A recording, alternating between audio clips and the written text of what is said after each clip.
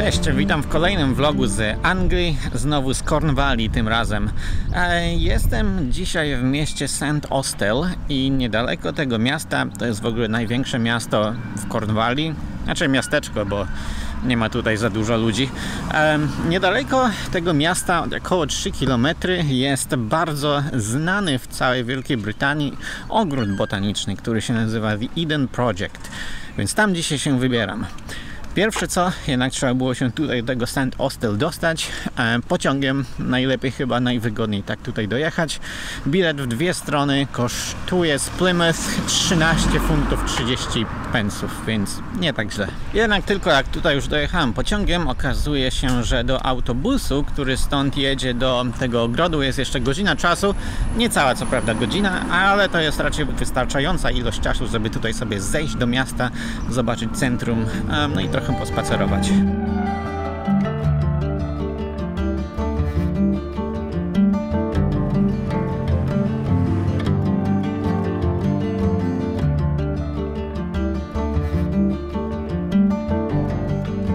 Jest tutaj jeden kościół, chyba najważniejszy kościół w mieście, w starym mieście może. Nazywa się Kościół Świętej Trójcy. Chyba jest to kościół anglikański, zresztą nie wiem, nie mam czasu za bardzo się tutaj wczytywać te wszystkie informacje, bo czasu jest niewiele. Trzeba teraz szybko przejść deptakiem na drugą stronę i no trochę tutaj popodziwiać te widoki starego miasta w St. Austell.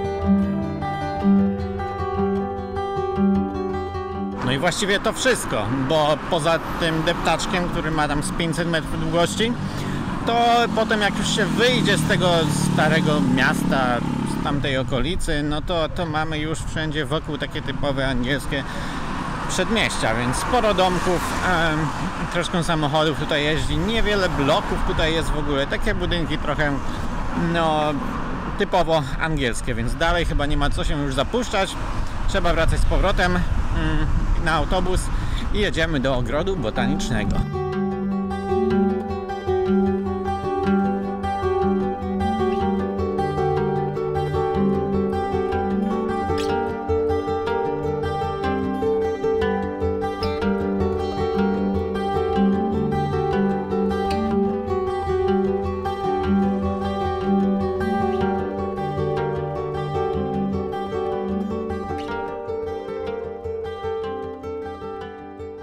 Wstęp do ogrodu kosztuje 35 funtów, czyli całkiem sporo, tylko że jak się już kupuje, to jest taki pas, który jest ważny 2 lata chyba.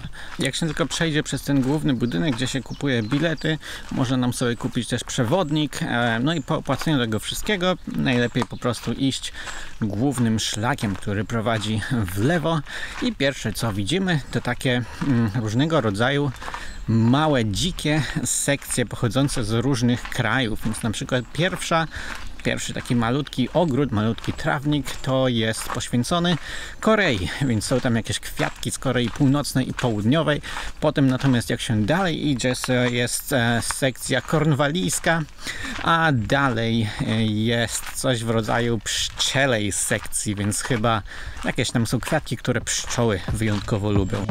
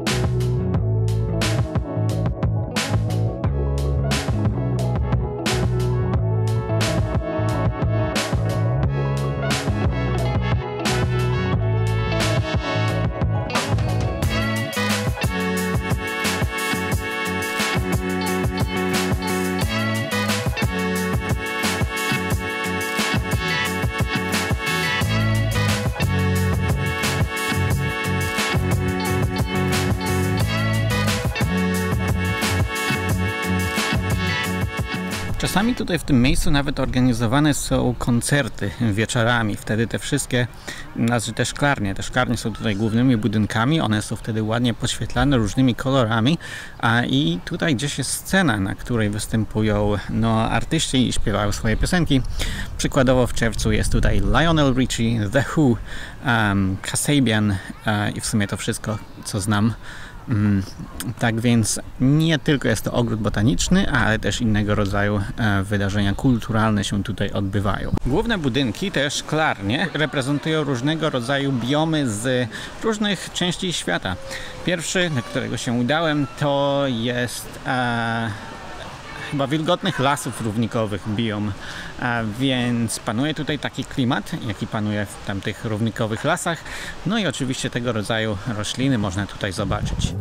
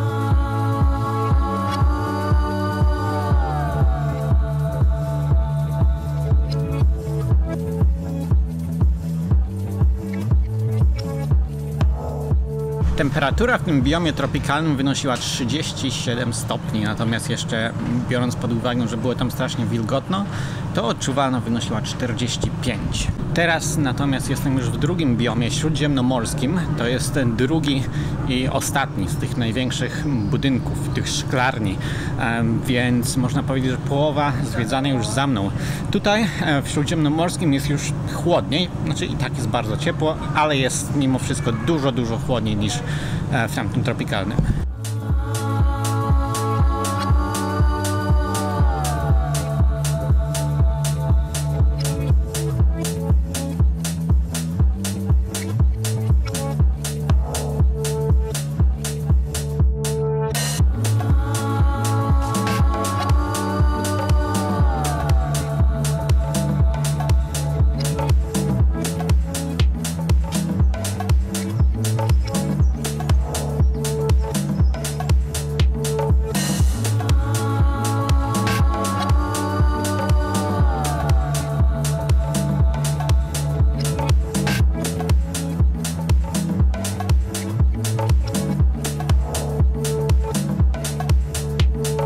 Kiedyś, pod koniec lat 90., zanim ten cały projekt został tutaj przekształcony w ogród botaniczny, była tutaj kopalnia gliny. I w wielu tutaj miejscach możemy zobaczyć zdjęcia porównujące, jak to wyglądało kiedyś oraz oczywiście jak to wygląda teraz. Więc jest ten ogród już otwarty od jakichś 20 kilku lat i odwiedza go podobno ponad 1 milion ludzi każdego roku. Tutaj pomiędzy tymi dwoma biomami mamy też takie różne miejsca, gdzie możemy sobie jakieś lody kupić, jakieś jedzenie, jakiś lunch. Jest nawet bardzo dużo stoisk z piwem. Teraz są nieczynne, ale wieczorem, to znaczy po południu pewnie to otwierają.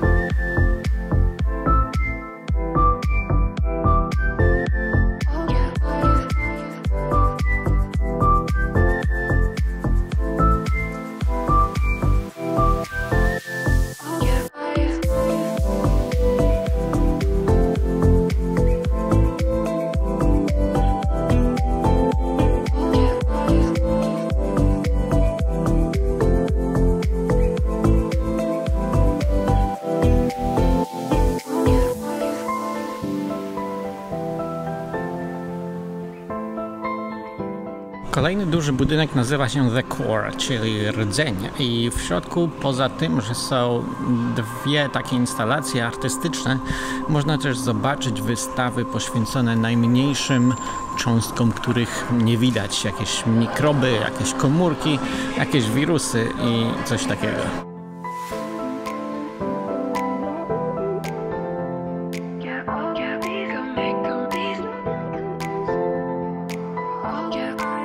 Tutaj trzeba chyba zakończyć vloga, bo oto docieram do ostatniego piętra, gdzie jest też tylko taka część bardziej artystyczna.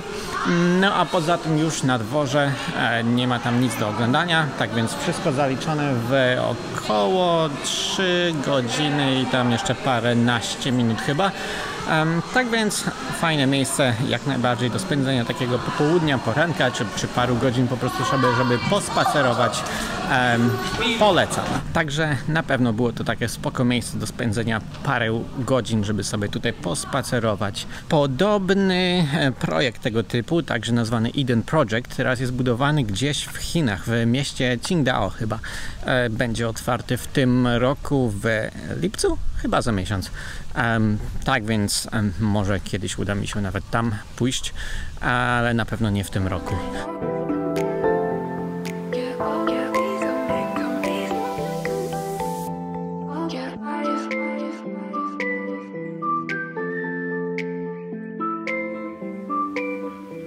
A więc to już koniec vloga z Corn Valley, z Plymouth i w ogóle tej serii z Anglii. Następnym razem widzimy się znowu z Tajlandii, a potem się zobaczy. Dzięki za oglądanie. Do następnego. Cześć.